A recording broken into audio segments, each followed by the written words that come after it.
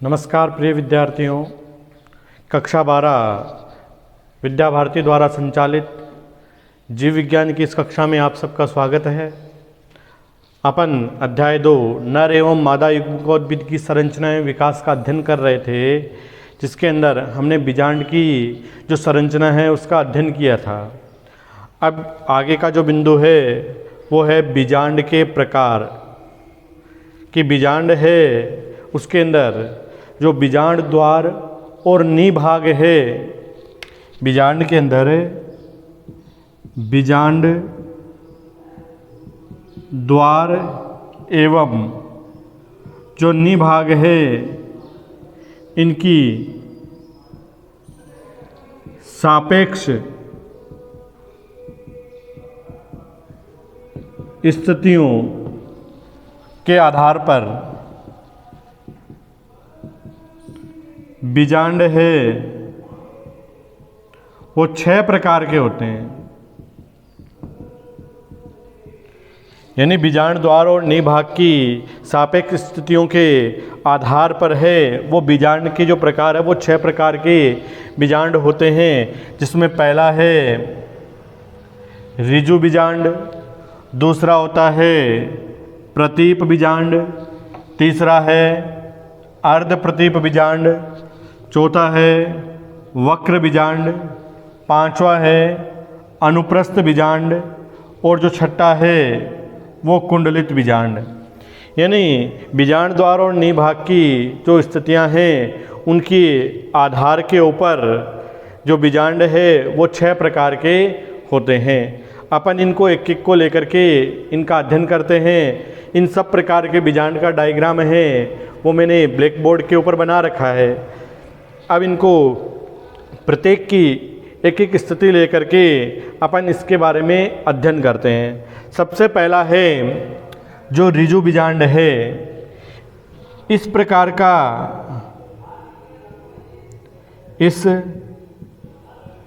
का जो बीजांड है ये बीजांड सीधा एवं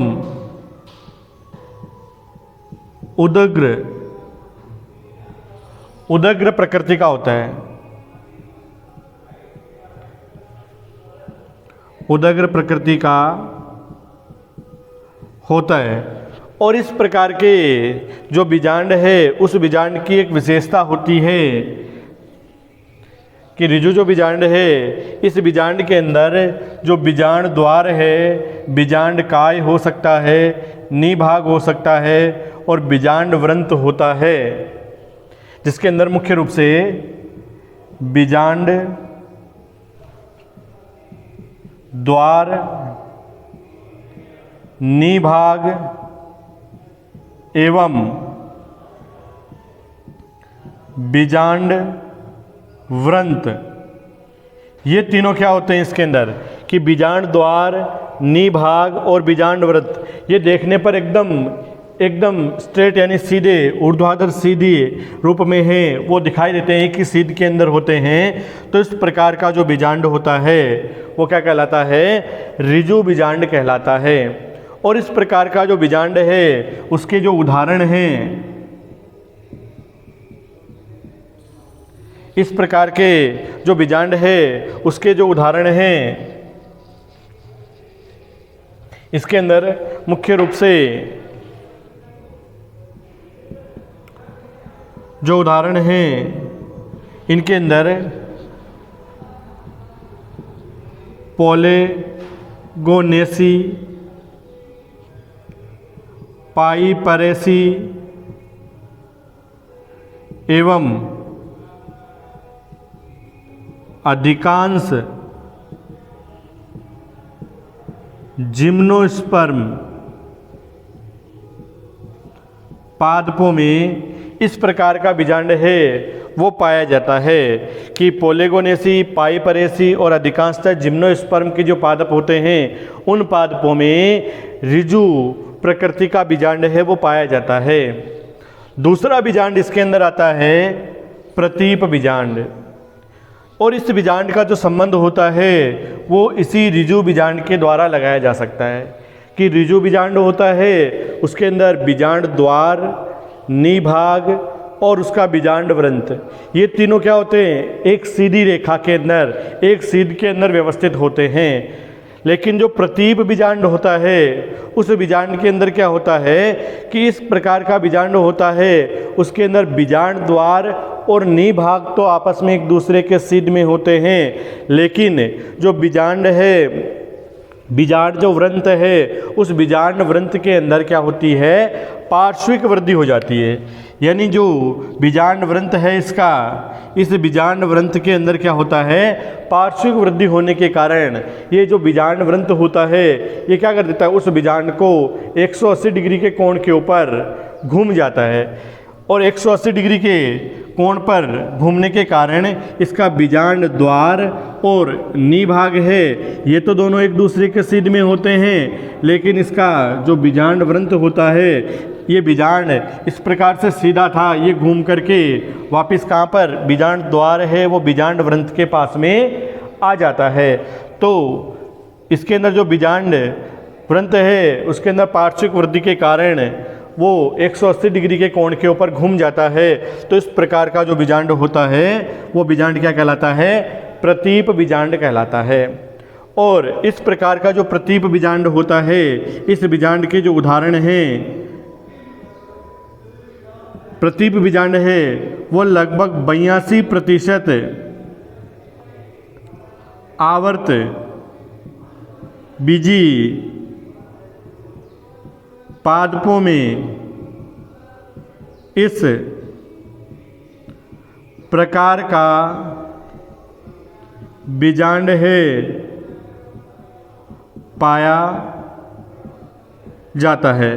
यानी जो प्रतीप प्रकृति का बीजांड है, इस प्रकार के बीजांड में बीजांड द्वार और निभाग है वो तो आपस में एक दूसरे के सीध में होते हैं, लेकिन बीजांड जो वृंत है उसके अंदर पार्श्विक वृद्धि होने के कारण जो बीजांड है वो घूम करके 180 डिग्री के ऊपर आ जाता है। तो इस प्रकार का बीजांड है वो प्रतीप बीजांड कहलाता है, और ये बीजांड है वो 82% आवर्त बीजी पादपों के अंदर इसी प्रकार का बीजांड है वो देखने को मिलता है। तीसरा इसके अंदर आता है अर्ध प्रतीप। जो प्रतीप और अर्ध प्रतीप है वो आपस में एक दूसरे के संबंधित है, और इनका संबंध है वो ऋजु बीजांड के आधार पर लगाया जा सकता है कि भाई ऋजु बीजांड है वो एकदम सीधा होता है, जिसके अंदर बीजांड द्वार, निभाग और बीजांड वृंत एक दूसरे के सीधी रेखा में स्थित होते हैं। लेकिन जो प्रतीप बीजांड होता है जिसके अंदर जो बीजांड द्वार और निभाग है वो एक सीध में होते हैं, और बीजांड वृंत के अंदर पार्श्व वृद्धि होने के कारण जो बीजांड है वो 180 डिग्री के कोण पे घूम जाता है।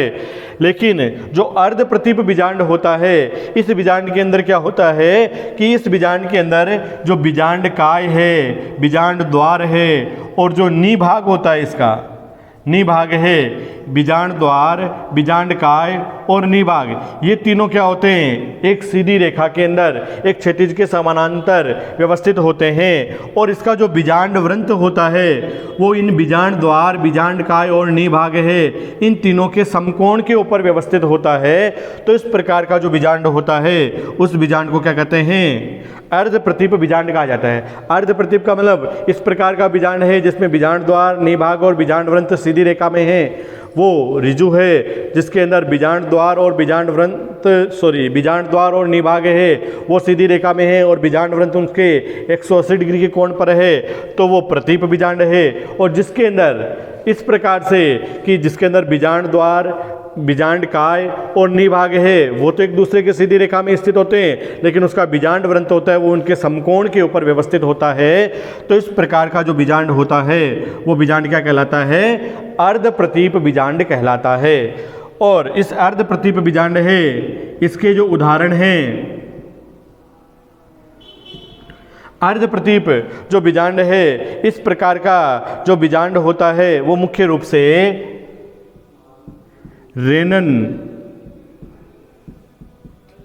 कुलेसी एवं प्री मुलेसी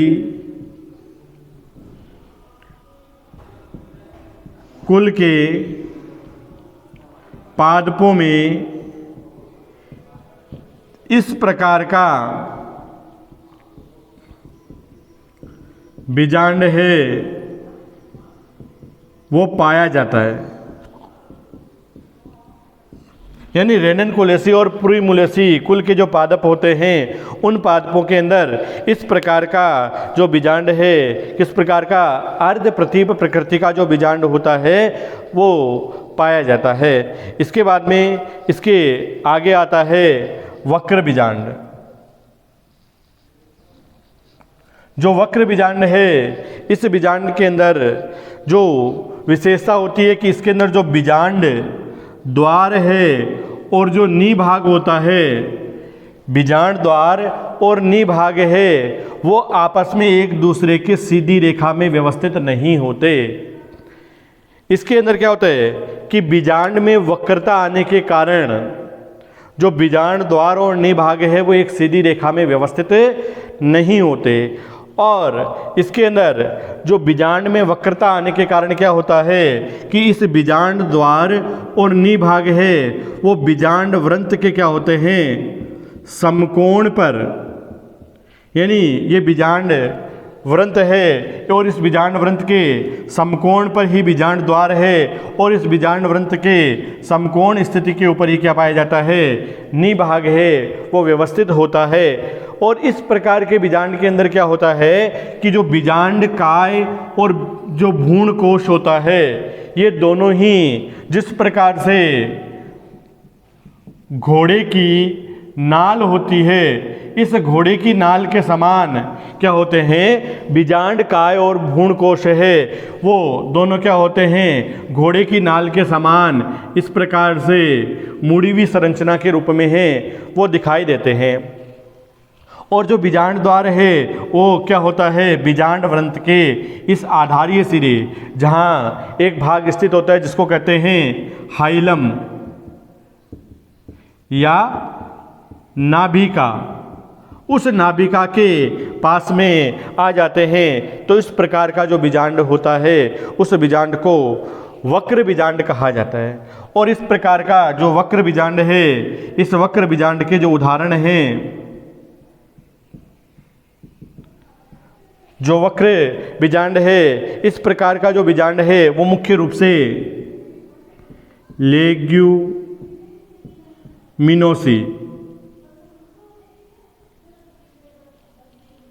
लेग्यूमिनोसी एवं क्रूसीफेरी कुल के पादपों में इस प्रकार का बीजांड पाया जाता है। यानी लेग्यूमिनेसी और क्रूसीफेरी कुल के जो पादप होते हैं, उन पादपों के अंदर इस प्रकार का वक्र प्रकृति का बीजांड है वो देखने को मिलता है। इस प्रकार के बीजांड के अंदर बीजांड द्वार और निभाग होते हैं वो आपस में सीधी रेखा में नहीं होते हैं। बीजांड काय और भ्रूण कोश होते हैं वो आपस में घोड़े की नाल के समान व्यवस्थित होते हैं। और जो बीजांड वृंत होता है वो बीजांड द्वार और निभाग के समकोण के ऊपर व्यवस्थित होता है। तो इस प्रकार का बीजांड क्या कहलाता है, वक्र बीजांड कहलाता है। जो लेग्यूमिनेसी और क्रूसीफेरी कुल के पादप होते हैं, इन पादपों के अंदर इस प्रकार का बीजांड है वो देखने को मिलता है। अब इसके बाद में जो पांचवा बीजांड है जिसको कहते हैं अनुप्रस्थ बीजांड। इस प्रकार के अनुप्रस्थ बीजांड के अंदर जो बीजांड काय, बीजांड वृंत और बीजांड द्वार है, ये तो एक क्षैतिज रेखा में व्यवस्थित होते हैं, भूमि की क्षैतिज रेखा के समानांतर व्यवस्थित होते हैं। और इसके अंदर जो बीजांड वृंत होता है वो इन निभाग या बीजांड द्वार के समकोण स्थिति पर व्यवस्थित होता है। तो इस प्रकार का बीजांड है वो अनुप्रस्थ बीजांड कहलाता है। और इस अनुप्रस्थ बीजांड की विशेषता होती है कि इसके अंदर जो भ्रूण कोश होता है, ये भ्रूण कोश क्या होता है, कुछ मुड़ावा सा दिखाई देता है। इसके अंदर जो भ्रूण कोश है, ये भ्रूण कोश क्या होता है, इसका जो प्रभाव है बीजांड के अंदर वक्रता के कारण है, यानी बीजांड की वक्रता के कारण इसका भ्रूण कोश क्या हो जाता है, कुछ मुड़ा हुआ दिखाई देता है। तो इस प्रकार का जो बीजांड होता है उस बीजांड को क्या कहते हैं, अनुप्रस्थ बीजांड कहते हैं। और इस प्रकार का जो अनुप्रस्थ बीजांड है, इसका जो उदाहरण है, जो अनुप्रस्थ बीजांड है, इसके जो उदाहरण होते हैं वो मुख्य रूप से एलिस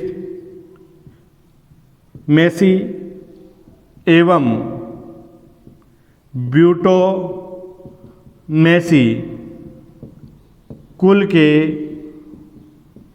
पादपों में इस प्रकार का बीजांड पाया जाता है। यानी एलिसमेसी और ब्यूटोमेसी जो कुल के पादप है, इस प्रकार के पादपों के अंदर इस प्रकार का बीजांड है, अनुप्रस्थ प्रकृति का बीजांड है, वो देखने को मिलता है। इसके बाद में जो अंतिम है वो है कुंडलित बीजांड। इस प्रकार के बीजांड के अंदर क्या होता है कि इस प्रकार के बीजांड के अंदर जो बीजांड वृंत होता है वो क्या हो जाता है, अत्यधिक लंबा हो जाता है। यानी इसके अंदर जो बीजांड वृंत होता है वो अत्यधिक लंबा हो जाता है। और जो हमने सबसे पहले रिजु बीजांड पढ़ा था, उसके 180 डिग्री के ऊपर घूमने पर प्रतीप बीजांड बनता है, उसके 90 डिग्री के ऊपर घूमने पर अर्ध प्रतीप बीजांड बनता है। और उसी प्रकार का बीजांड है, उस बीजांड के लगभग 360 डिग्री कोण के ऊपर बीजांड में वक्रता आने के कारण, यानी 360 डिग्री के ऊपर, भाई इस प्रकार से था, वापस घूम करके इस प्रकार से वापस पुनः उसी प्रकार की स्थिति में आ जाता है, तो इस प्रकार का बीजांड होता है वो कुंडलित बीजांड कहलाता है। और इस कुंडलित बीजांड के अंदर जो बीजांड वृंत होता है वो इस बीजांड को चारों ओर से घेरे हुए रहता है। और जो बीजांड का एक भाग है जो बीजांड वृंत से एक बिंदु के ऊपर है वो जुड़ा हुआ रहता है। तो इस प्रकार का जो बीजांड होता है उस बीजांड को कुंडलित बीजांड कहते हैं। और जो कुंडलित बीजांड है, इस प्रकार का जो बीजांड है, इनके जो उदाहरण हैं, कुंडलित प्रकृति का जो बीजांड है इसका जो उदाहरण है ये मुख्य रूप से कैक्टेसी एवं प्लम्बे जिनेसी कुल के पादपों में इस प्रकार का प्लम्बे जिनेसी और कैक्टेसी कुल के जो पादप होते हैं उन पादपों में इस प्रकृति का बीजांड है वो देखने को मिलता है। तो इस प्रकार से जो बीजांड के प्रकार है वो 6 प्रकार के बीजांड है। एक रिजु, प्रतीप, अर्ध प्रतीप, वक्र बीजांड, अनुप्रस्थ बीजांड और कुंडलित बीजांड। रिजु बीजांड है जिसके अंदर बीजांड द्वार, निभाग और बीजांड वृंत है वो एक सीध में होते हैं। जो प्रतीप बीजांड है जिसके अंदर बीजांड द्वार और निभाग तो एक सीध में होते हैं, लेकिन बीजांड जो वृंत है उसमें पार्श्विक वृद्धि होने के कारण जो बीजांड है वो 180 डिग्री के कोण के ऊपर है वो घूम जाता है। जो अर्ध प्रतीप बीजांड है इसके अंदर भी बीजांड द्वार, बीजांड काय और निभाग होते हैं वो एक सीधी रेखा में, लेकिन बीजांड वृंत होता है वो इनके समकोण के ऊपर, यानी बीजांड में वक्रता आने के कारण इसके अंदर जो बीजांड होता है वो 90 डिग्री के एंगल के ऊपर घूम जाता है। तो इस प्रकार का बीजांड होता है वो अर्ध प्रतीप। और जो कुंडलित बीजांड है जिसके अंदर बीजांड के अंदर वक्रता के कारण वो 360 डिग्री के कोण के ऊपर घूम जाता है। तो इस प्रकार का जो बीजांड है और उस बीजांड के चारों ओर बीजांड वृंत है वो अत्यधिक लंबा होने के कारण उसको चारों ओर से घेरा रहता है और एक बिंदु के ऊपर संपर्कित रहता है। इस प्रकार इसके साथ साथ जो वक्र बीजांड होता है, इस बीजांड के अंदर जो बीजांड काय और भ्रूण कोश होते हैं ये घोड़े के नाल के समान घूम जाते हैं और बीजांड द्वार और निभाग है वो एक सीधी रेखा में व्यवस्थित नहीं होते हैं। अनुप्रस्थ बीजांड है जिसके अंदर बीजांड द्वार, बीजांड काय और निभाग है वो बीजांड वृंत के समकोण के ऊपर व्यवस्थित होते हैं और इसके अंदर जो भ्रूण कोश होता है उस वक्रता के कारण भ्रूण कोश है उसके ऊपर उसका प्रभाव पड़ता है और वो कुछ मुड़ा हुआ दिखाई देता है। तो इस प्रकार से हमने आज बीजांड के प्रकार के बारे में अध्ययन किया है। अब इसके आगे जो बिंदु है वो गुरु बीजाणु जनन है वो किस प्रकार से होता है और भ्रूण कोश का परिवर्धन और निर्माण किस प्रकार से होता है, इसका अध्ययन अपन इसके आगे वाली कक्षा में करेंगे। धन्यवाद।